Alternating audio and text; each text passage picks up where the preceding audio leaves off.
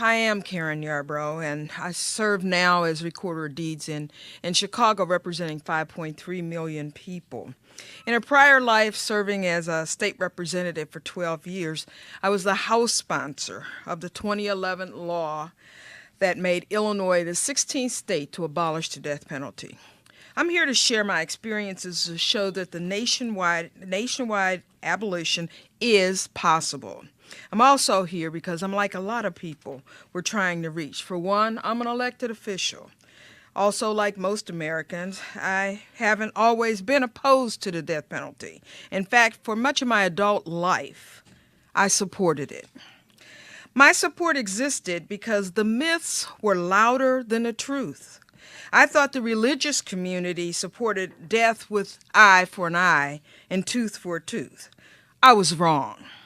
I thought the death penalty was so carefully applied that an innocent person could never be executed. I was wrong. I also thought it was a deterrent to violent crime. Wrong again. And I also thought the families of murdered victims always supported capital punishment. I was dead wrong on that one. My biggest mistake, though, not really thinking about it critically. I didn't do the deep thinking that I should have done, and I had to do it as a legislator. The people we're trying to reach, they think their opinion on this is already settled. I thought mine was too. For some it might be, but our coalition will not make a mistake on giving up on them. Personally, my mind was changed 20 years ago after attending a speech and rally against the death penalty. Change is possible, and it can happen with one encounter. It happened for me.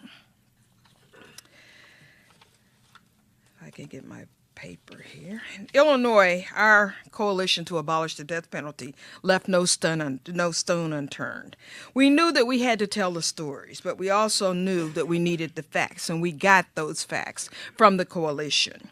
Many lawmakers were not aware that we were spending hundreds of millions of dollars prosecuting death penalty cases, despite Illinois had a moratorium on executions. Many were not aware that victims' families were a strong voice for abolition. Many thought that voters would punish them for doing what they thought was right, despite public opinion. And ultimately, many of them did the right thing, including our governor, who was at the time a supporter of capital punishment. After working that bill through the two chambers, we had to work on him. And to his credit, after much soul searching and consulting with religious leaders, the families left behind, he too did the right thing and signed the bill. What we learned to do was to know our audience and tailor the right message. Effective messaging means knowing what not to say as much as knowing what to say. Every conversation you have need not contain every argument to support your position. With the death penalty, there are messages that appeal to pro-life Republicans and messages that appeal to liberal Democrats. The secret is building a broad case that this system is too rife with error, cost, bias, and evil to continue. I am proud to stand with this group, this diverse group of advocates, offering advice from my experiences and hope from Illinois' success. Abolition is possible. We just have to touch people one at a time. You never know who's standing in the crowd when you're giving a speech. It could be the next legislator sponsor in your state's abolition law. It could be a religious leader inspired to share the hypocrisy of state-sponsored murder with their congregation. Just as important, it could be a regular person who never thought it was an option to question the conventional wisdom behind executing people.